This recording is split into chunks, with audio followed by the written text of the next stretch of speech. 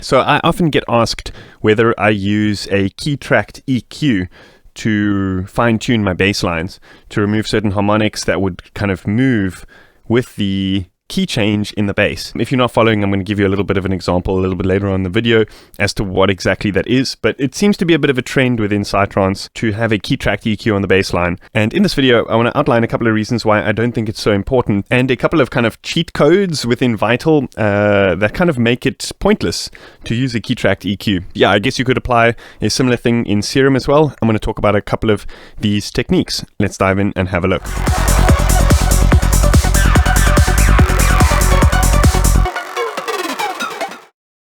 So here I have an initialized preset in Vital, pretty much initialized. I've tweaked the decay and sustain a little bit on the amp envelope just so that it's you can kind of hear the percussive nature of the bass line happening there. What I also want to do is just turn this random phase down to 0% so we get an exact phase retrigger on every note. This is quite important for the Psytrance bass line. So essentially this is just a saw wave playing right now, and I want to show you the perceived benefits of a KeyTracked EQ, and then we're going to try use my technique to kind of counteract that, or to do a bit of a cleaner KeyTracked EQ without any latency, and also just much easier to set up because it's kind of baked into the Vital patch. So anyway, here I've got a bass line that kind of changes key at the end here. This is just for an example, so I mean I'm not really going to use this in a track, but just to give you guys an idea of why we would key track the EQ.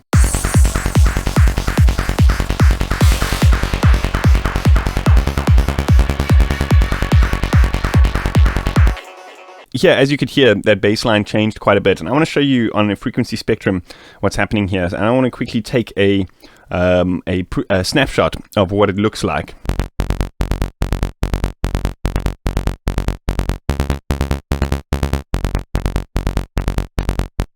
So let's say, for example, we wanted to have like the third or fourth harmonic reduced in the bass. As you could see, the two different notes, the third and fourth harmonics are in different places, and if you're using specific notes like a fifth interval, you'll have a part where the harmonic will actually reduce if you're reducing like the fourth harmonic, it'll actually reduce the third when those notes change and stuff like that. So we're getting a little bit complex here.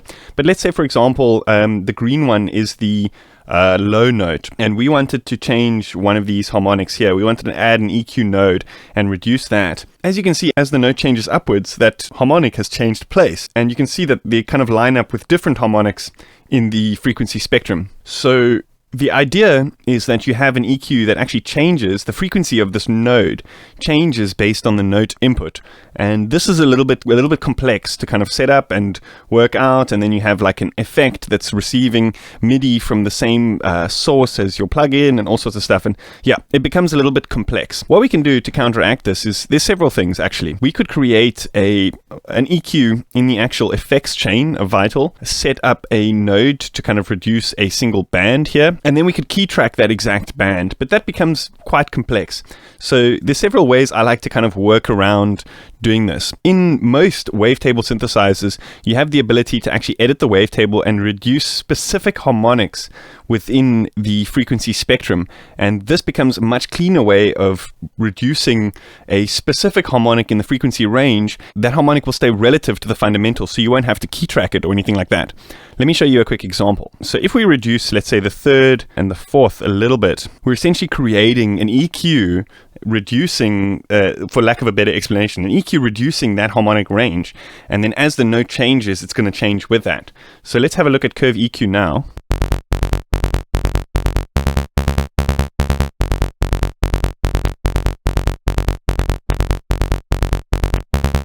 So what I want to do is I actually want to push it to the extreme just so we can see exactly what's happening there in the frequency spectrum. So I want to reduce these bands all the way.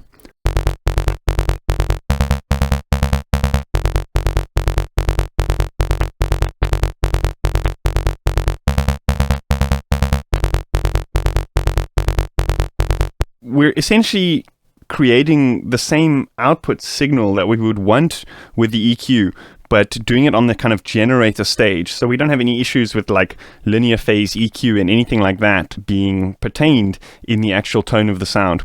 So that's a huge plus. So what I want to do here is let's just go initialize preset, and we can just jump in there.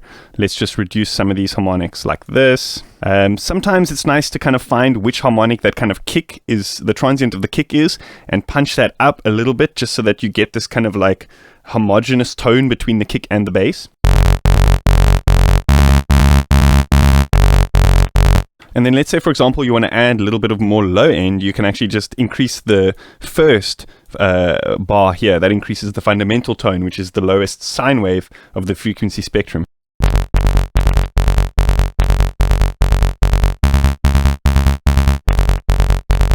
So to get closer to what we would expect from a kind of Psytrance bassline sound, we can add a filter in over here, and then we can add an envelope to the filter.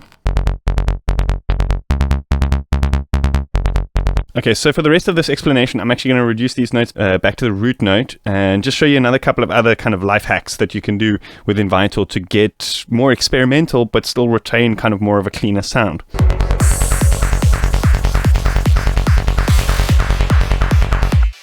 Okay, so let's say, for example, we want to get a little bit experimental with it. We want to add some effects, maybe some compression, distortion, and all sorts of stuff like that. Let's just go a bit wild here and create something a little bit crazy.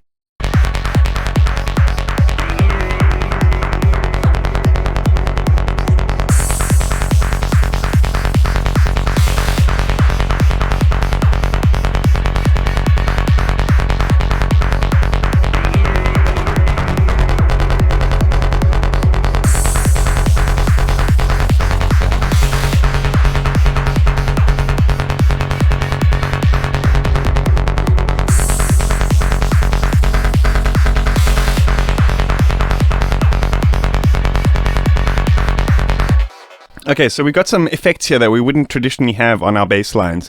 That's kind of really changing up the tone of the bass and most likely messing with the phase and all sorts of stuff as well. So one really neat trick that you can use in Vital is to resynthesize preset to wavetable. And what this does is it basically takes an audio snapshot of the final output of the sound and loads it back in as a wavetable. So generally what I like to do here is turn off any filter that's happening.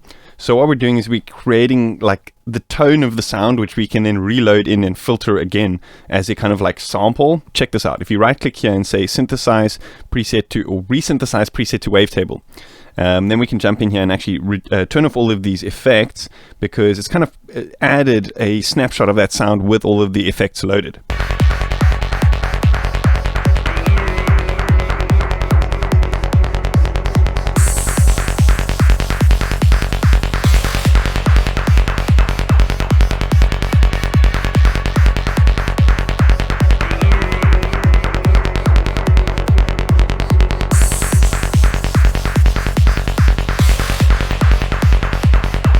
And we can further edit this with a line source. So what this is essentially morphing the sort of audio snapshot into something that's kind of more like the line that you've drawn in. So you can use this to kind of alter that spectral response from the audio file. So this is pretty interesting. So you can kind of maybe add a little bit more low end or something to the file. Here you've got various settings that you can put in to adjust how much the actual file gets morphed to the line that you're drawing in.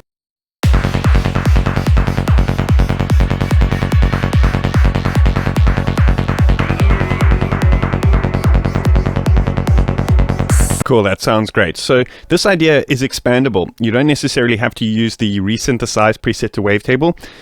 Like if you're using Serum or something like that, you could essentially render out the audio file using your DAW, like an actual just single audio sample from the plugin, and then load it back in as a wavetable. And when you're doing this, you can actually apply effects directly onto the output of the sound, and then load it back in again. So you can get super interesting with it. So what I want to do here is I want to show you some ideas for, let's say, for example, I'm sure some of you guys know about acoustic audio. Their plugins are incredibly high intensity on the CPU usage. And let's say, for example, we want to inject some of that kind of tone of acoustic audio plugins or something like that to get more of a kind of analog sound from the bass, but without having to worry about CPU intensity and that kind of thing. We can load it up on the audio output of the bass, resample it out, and then load up the audio file as a wavetable. And we've created the tone of all these plugins, but direct onto the actual bass sound. So I'm just going to play around here a little bit, add in a couple of these plugins and see the results, and then we're going to check back in, render them out, and see how it goes.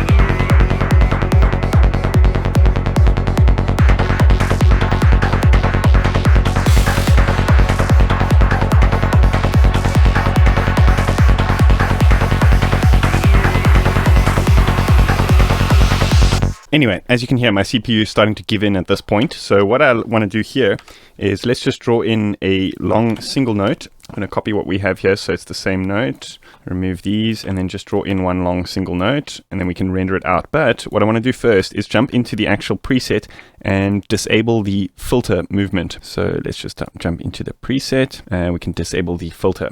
And now what I want to do is let's just solo this and export. Okay, so now we want to load this up as a wavetable, and you'll see it's kind of looped it a couple of times, but that's because I didn't take into account the pitch when I was resampling it. But you see, the thing is here, you can actually draw in a variable window size. Unlike with Serum, when you're importing it, it kind of determines the window size. Here you can actually change it afterwards. So you can kind of fine tune it to kind of get the best sound. Cool, that sounds good. So what I'm going to do here is I've actually detuned it, which I didn't want. And now let's listen to what it sounds like with that original progression.